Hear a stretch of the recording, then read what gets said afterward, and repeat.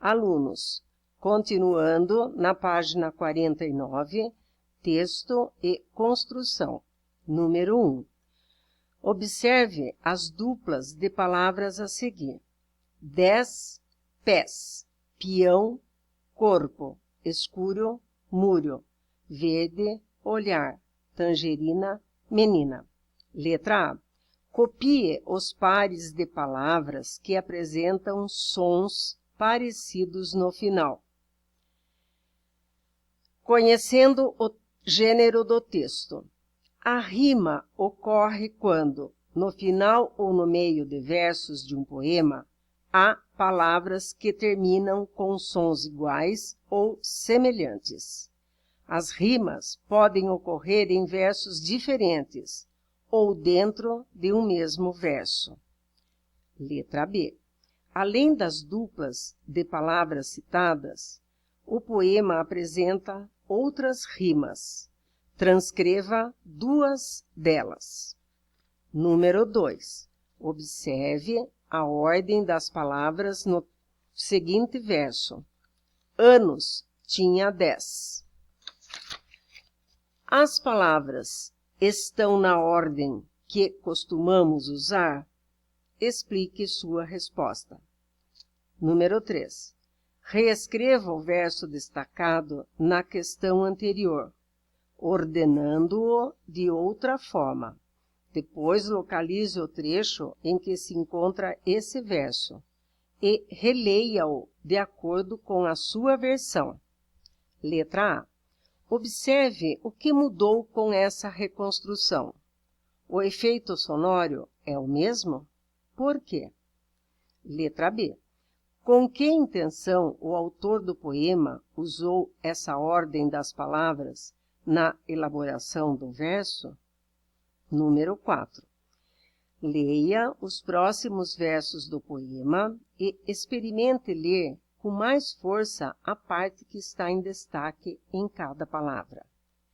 Seu corpo moreno vivia correndo, pulava no escuro, não importa que muro, saltava de anjo, melhor que marmanjo. Ao ler o poema desta maneira, é possível dizer que as palavras parecem pular como o menino? Explique por quê. Número 5.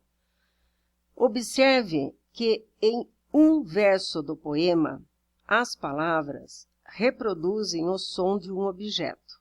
Identifique-as. O que esse som representa? Conhecendo o gênero do texto. O poema é um gênero textual estruturado em versos, podendo ou não ter rimas.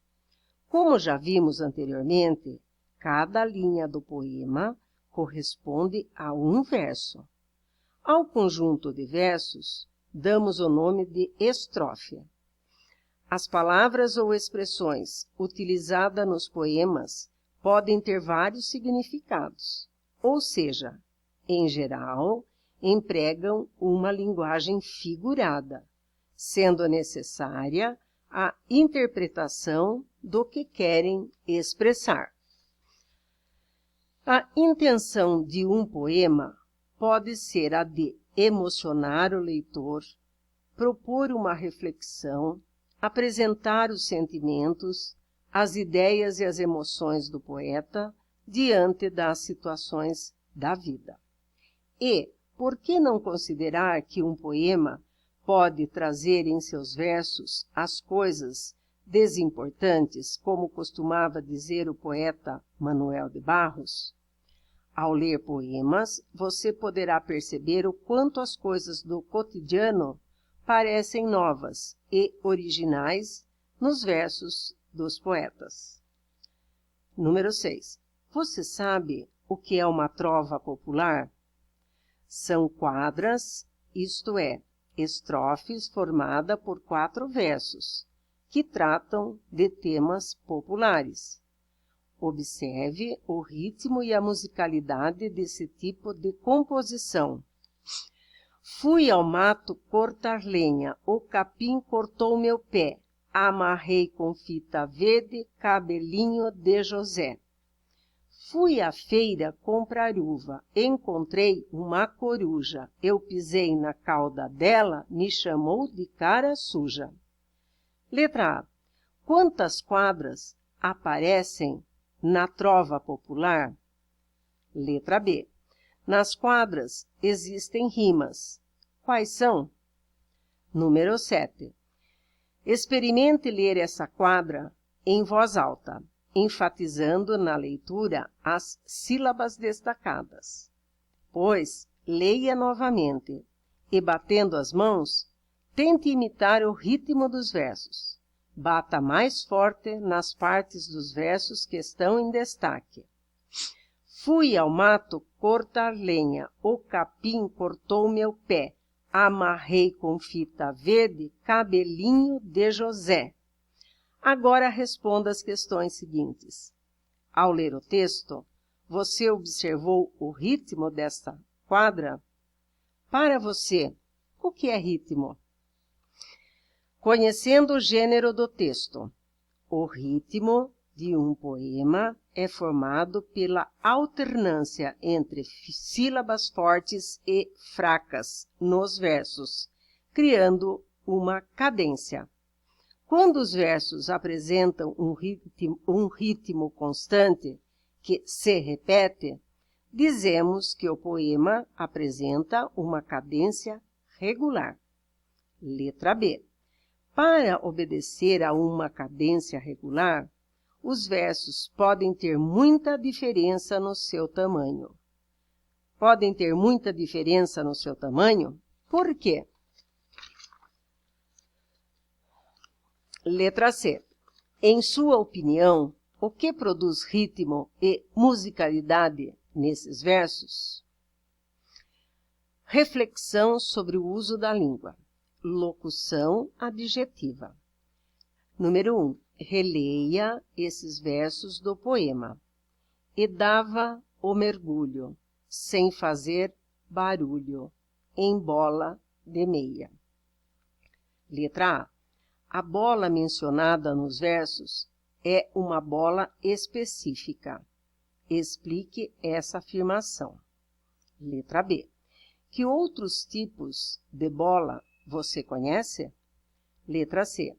Que expressão do poema, formada por mais de uma palavra, caracteriza o tipo de bola usada pelo menino? Número 2. Leia a tira a seguir. A vida sorriu para mim.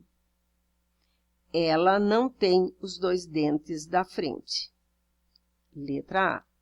Quem a personagem disse que sorriu para ela? Letra B. Ao dizer isso, ela usou uma linguagem figurada. Por quê? Letra C. A personagem se refere ao sorriso, destacando a falta de 2 dentes. Que dentes são esses? Letra D. O que a personagem quis dizer com essas falas? Letra E. Qual expressão específica caracteriza o tipo de dente? Letra F. Assinale a expressão que, no quadrinho, pode substituir da frente. Laterais, frontais, superiores. Letra G. A palavra escolhida por você para substituir a expressão da frente serve para caracterizar o substantivo dentes. Ela é um adjetivo ou um substantivo? Importante saber. Como vimos, os adjetivos qualificam, caracterizam, especificam outras palavras. Por exemplo, ela não tem os 2 dentes da frente. Ele era um menino. Menino, substantivo. Valente e caprino. Adjetivo, adjetivo. Há também expressões que equivalem a um adjetivo, caracterizando, qualificando outras palavras. Veja, bola de meia, dentes da frente.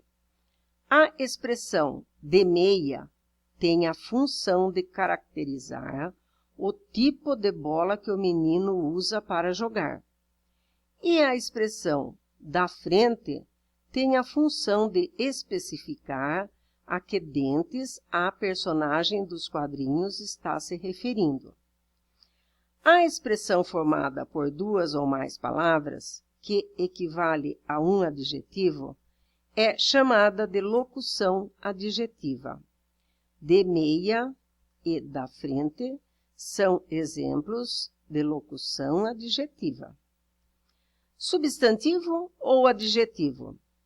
A mesma palavra pode assumir mais de uma classificação, dependendo da frase, o contexto. Assim, por exemplo, uma palavra pode ser substantivo se estiver dando nome a um ser, ou adjetivo se estiver caracterizando o substantivo. Observe. Letra A. O escuro amedronta as crianças. Escuro, substantivo. Letra B. Um dia escuro traz tristeza.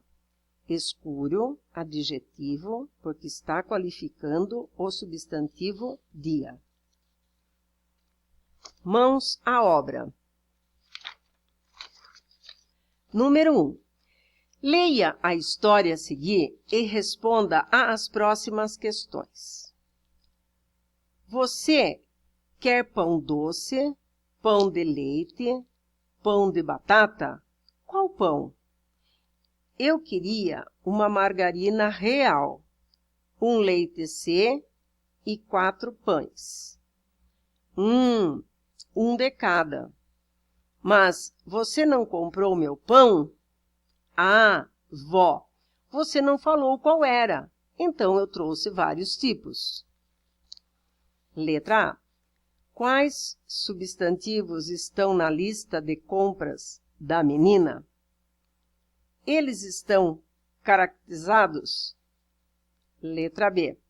Qual dos produtos pedidos pela menina não tinha informação suficiente para que o balconista pudesse atendê-la? O que fez o atendente? Letra C. Qual foi a solução encontrada pela menina para finalizar o seu pedido? Por que tomou essa decisão? Letra D. Que palavras ou expressões ajudaram o atendente a caracterizar os tipos de pão? A que classe gramatical pertencem? Letra E. A menina não comprou o pão que sua avó queria. Por que isso aconteceu? Alunos, respondam às atividades e enviem, porque o bimestre já está finalizando. Alguns alunos ainda não enviaram as atividades da apostila, portanto, estão sem notas. Façam um bom trabalho. Um beijo a todos.